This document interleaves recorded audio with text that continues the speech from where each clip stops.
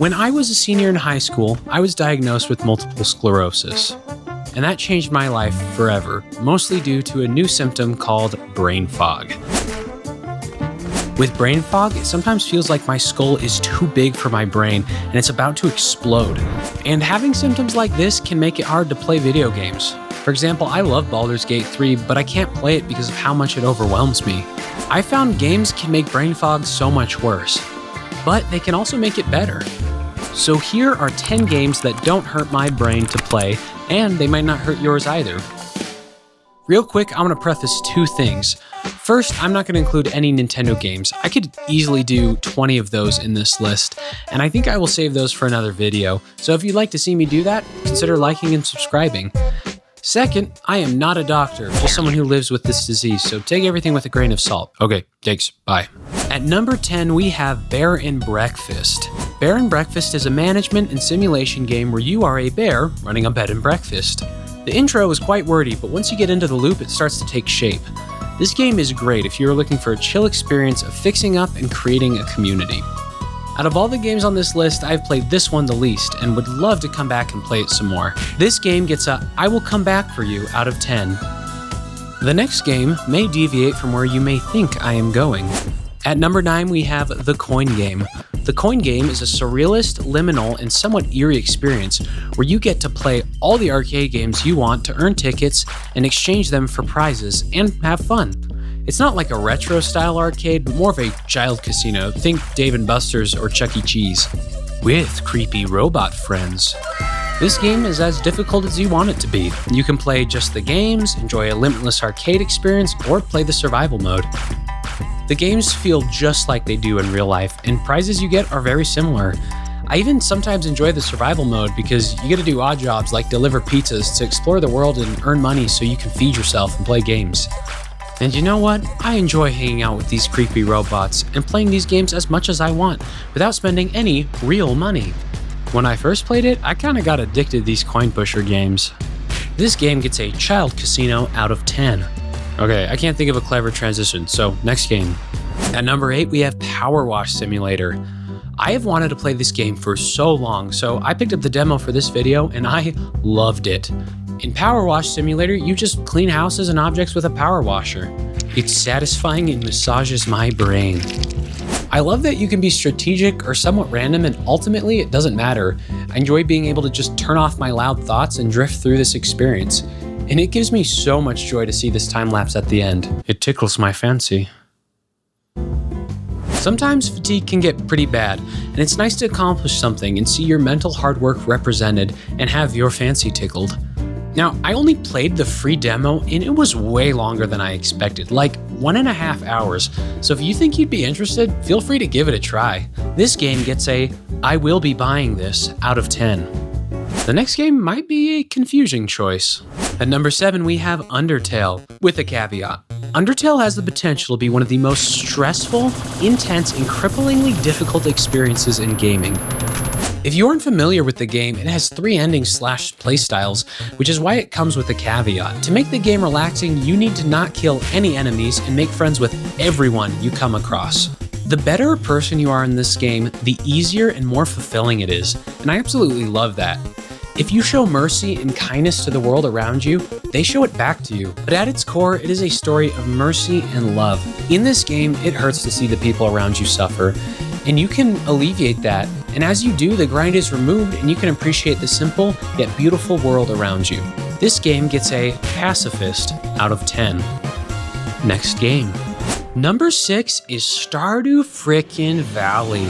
This game is a juggernaut in the cozy game genre, and it is completely deserved. This game gives me special feelings I have never gotten from any other games. As a farming sim, you work hard to farm and sell your crops. It does that so well that that alone would be enough to put it on the list. And that's only like 30% of the game. You get to meet townsfolk and some of the best written characters in video game history. They all have nuances and skeletons in their closets, and this game gives you the opportunity to find the good in even the prickliest of people.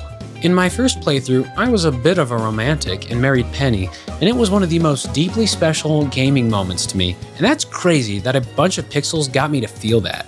Nothing is as it seems in this game, and there are so many beautiful stories of redemption and so many things to do that are all relaxing and fun.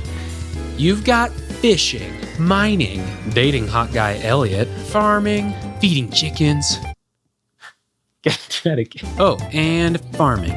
Then it ain't much, but it's honest work meme. Go right there. Put it right here, right now. And this entire game is available on your phone for the days when it's just too hard to even get to the computer or TV. This game gets a sheesh, Penny is a baddie out of 10. Okay, I need you to hear me out on the next one.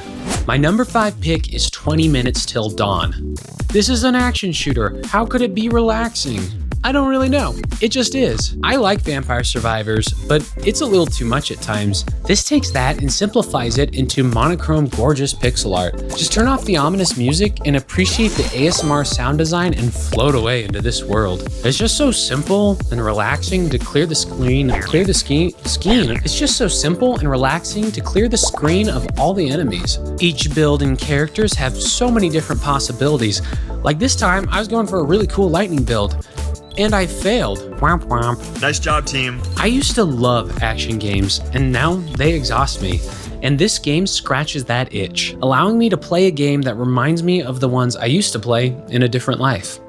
This game gets a full of baddies out of 10. The next game on the list is the one I have spent the most time playing out of any of these or any video game. Number 4 is Minecraft. Minecraft is perfect. Sue me. I really do believe that. I can play any version, any mod, any game mode, any difficulty, and I could do almost anything I wanted. This game can be gorgeous or gorgeously simple and is easy to share with others. I can play it with my little brother who lives way too far away from me, or even my less little brother, and all of us enjoy it equally. This game, like so many others on this list, is as hard as you want it to be. It's surreal and it's peaceful, and there's so many different ways to keep it fresh. Right now, I am doing a series in YouTube Shorts where I do whatever people comment on the video, and that has been a fun way to introduce some novelty and challenge into playing. I will play this game until the day I die, even if Microsoft is kind of ruining things. Just kidding, unless. Out of 10. For the next game, I hope you like gambling. Number 3, we have TCG Shop Simulator. This game is so much fun. In TCG Shop Simulator, you get to run an authentic trading card shop complete with merchandise, packs, and even League of Legends players. Stink. At first, you're the one running the whole thing, but as you get more profitable, you hire employees who stock, check prices, and check out customers for you. And you can focus on big picture management and buying and selling specific rare cards. Or you can satisfy dopamine receptors by gambling, by making smart investments, by opening packs all day and then selling the best ones. I downloaded a mod that lets me open infinite packs, and with a technique that lets you open them automatically by alt-tabbing and going back into the game while opening packs, you can buy hundreds of packs and then leave it going while you do chores. This is great for my chronic fatigue because I can take a short break to do what I need to. Taxes, dishes, consulting the void, going to the store. Like for this session, I said, okay, I will do the dishes just until this finishes. And this is a great way to break up hard things you have to do and make it feel like you're having fun. And I love the rush I get from gambling. I mean buying and selling cards. Like these cards took weeks to sell, but look how much they are worth. I honestly didn't want to stop playing to move on to the other games for this video, and you can't make me. This game gets a 10 out of 10. What? Not every rating has to be a joke. The next game is my favorite video game of all time. At number 2, we have A Short Hike. A short hike revolves around visiting your aunt in the mountains and trying to get to the top of a mountain that's just a short hike away. This game is gorgeous and controls like a dream. You can climb and fly and do whatever you want.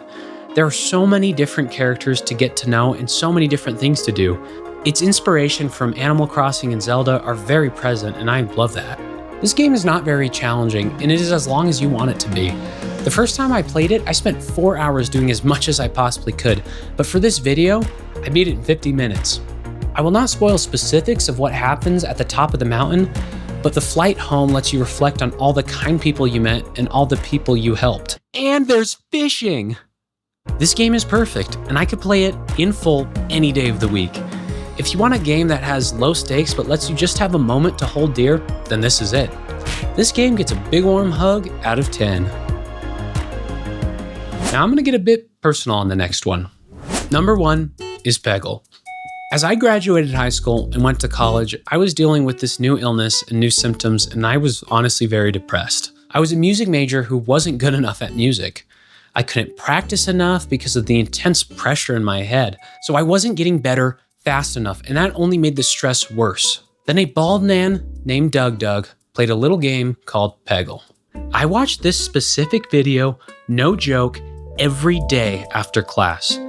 It was just a chance to relax with something low stakes and enjoy a good chuckle. It inspired me to switch programs and to do something like him and study media, film, and ultimately video production.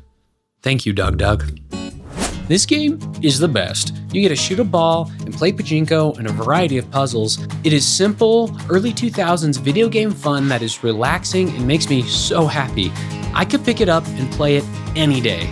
I give this game Magic Hat Sucks out of 10. I said it. And with that, we are all finished. Chronic fatigue and brain fog are no joke. Believe me, I understand. But one of the worst things you can be is stressed.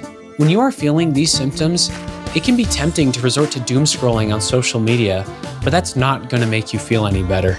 I see these games as a way to have a fulfilling experience and be more intentional about my media use. And maybe they just might help you too. Thank you so much for watching. If you like this video, like I said before, feel free to like and subscribe. I hope this video does well so I could share more of my unique experiences as someone with MS. But that's enough yapping for me. Enjoy the gameplay, and I'll see you around.